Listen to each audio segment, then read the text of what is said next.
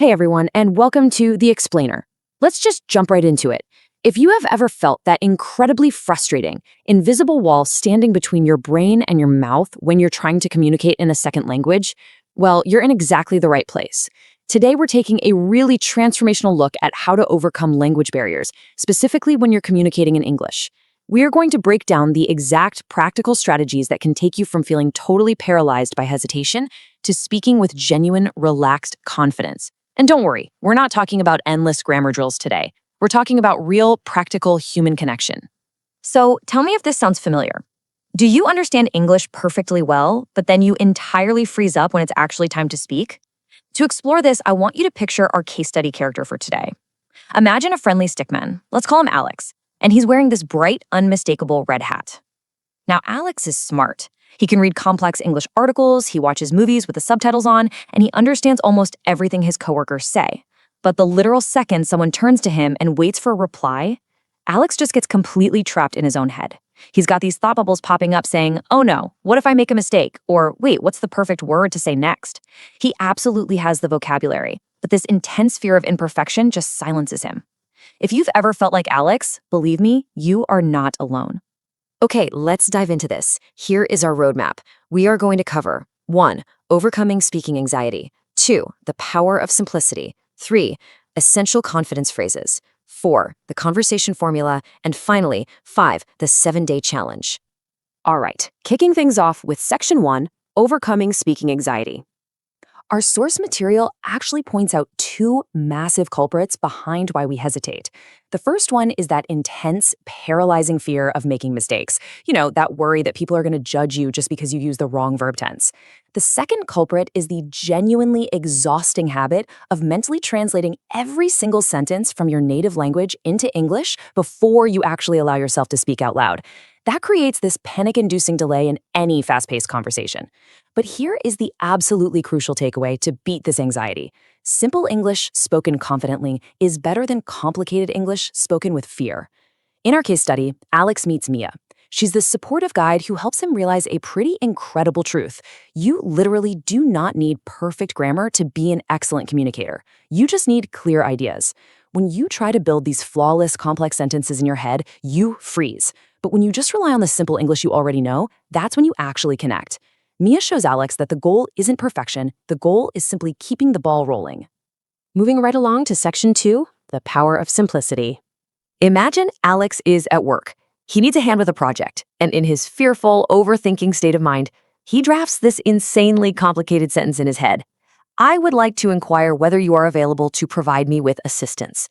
Seriously, by the time he thinks of all those fancy words, the moment is completely gone. A lot of the time, when we get nervous, we actually try to sound more formal, or we use overly difficult vocabulary just to prove that we know the language. But honestly, doing that usually just ties your tongue in knots. Compare that messy internal draft to the natural version. Could you help me? 4 words. It's direct, it's polite, and most importantly, it's effortless to say. Simplicity really is your absolute best friend when you're trying to build confidence. Which brings us to Section 3, Essential Confidence Phrases. Look, even when you do keep things simple, there are going to be moments where you just forget a word or you don't quite catch what the other person said. Brain freezes happen. What you need in those moments isn't a larger vocabulary. You just need a tactical toolkit to buy yourself time and stay calm. Everyday phrases like, let me think for a moment, or what I mean is, are absolute lifesavers. They act as a bridge. Using these phrases completely short-circuits that panic response. It tells the listener, hey, I'm still engaged, I just need a quick second. And if you don't understand something, saying, could you say that again? Or clarifying with, do you mean, just shows that you're an active listener. For our guy Alex, having these exact phrases locked and loaded means he never has to stand there in awkward silence again. He can stay firmly in control of the conversation. Let's look at Section 4, the conversation formula. So let's set up a really common social scenario.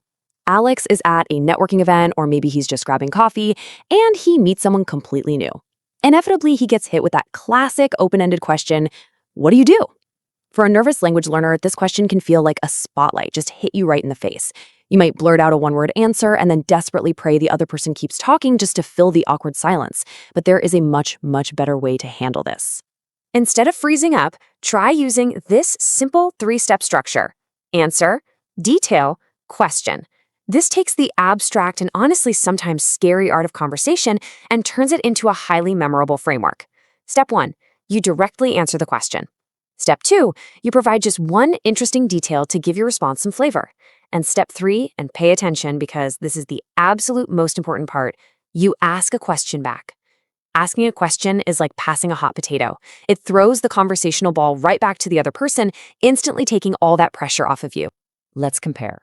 A typical weak answer is just, I'm an engineer. Well, that's a dead end.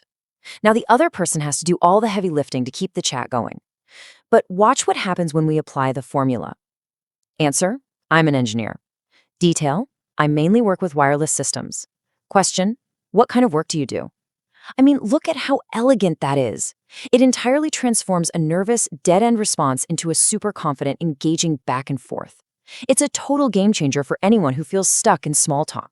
Now, what's really fascinating about this approach is how it completely normalizes making mistakes. Because as you use this formula and you start speaking more, you are absolutely going to make errors. And you know what? That is perfectly fine.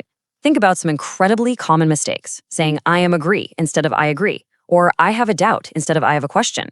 In our source material, Mia gently corrects Alex to prove a massive point. These errors are just stepping stones. Native speakers genuinely understand what you mean even when you make these minor slips. The real trick is to just note the natural correction in your head and keep going. Do not let a tiny grammar slip derail your entire thought process. And finally, Section 5, the 7-day challenge. Theory is great, right? But communication is an action. So it's time for you to mentally put on Alice's red hat and actually apply these frameworks in the real world with a structured timeline. Day 1, keep it super simple. Just spend 1 minute introducing yourself out loud. Days 2 and 3, talk out loud about your daily routines and your job. Day 4, I want you to actively practice those clarification phrases like, let me think for a moment. Day 5, grab your phone and record yourself doing a Q&A using that answer detailed question formula. Day 6 is a big one. Force yourself to speak without mentally translating first. Just let whatever simple English you have flow out. And finally, Day 7, speak in English for 5 minutes nonstop. What this timeline proves is that confidence isn't some magical genetic trait you're just born with. It's a muscle. And just like going to the gym, that muscle is built through consistent, deliberate repetition. Let's quickly summarize the core takeaways from today's explainer. First, do not wait for perfect English to start talking, because if you wait for perfection, you are literally going to wait forever. Second, rely on simple, clear sentences. Keep it easy on yourself. Third, use the conversation formula and ask follow-up questions to share the conversational load. And fourth, when you make a mistake, and again, you will for sure make them, just keep speaking. I really want you to realize something important right now. If you are able to follow along with me today, you already have the vocabulary you need to succeed. The words are already in your head. I want to leave you with this final incredible thought straight from our source material. You do not become confident before you speak. You become confident because you speak. So many of us wait around for this magical feeling of confidence to arrive before we finally open our mouths. But confidence isn't the prerequisite. It's the reward you get after you push through the hesitation. So my question to you is this. Are you going to keep waiting on the sidelines hoping to become perfectly fluent in silence? Or are you going to put on that red hat, accept the messy mistakes, and just start speaking today? The choice is entirely yours. Thank you so much for joining me on The Explainer, and I absolutely can't wait to see you conquer your next conversation. Keep practicing and keep moving forward.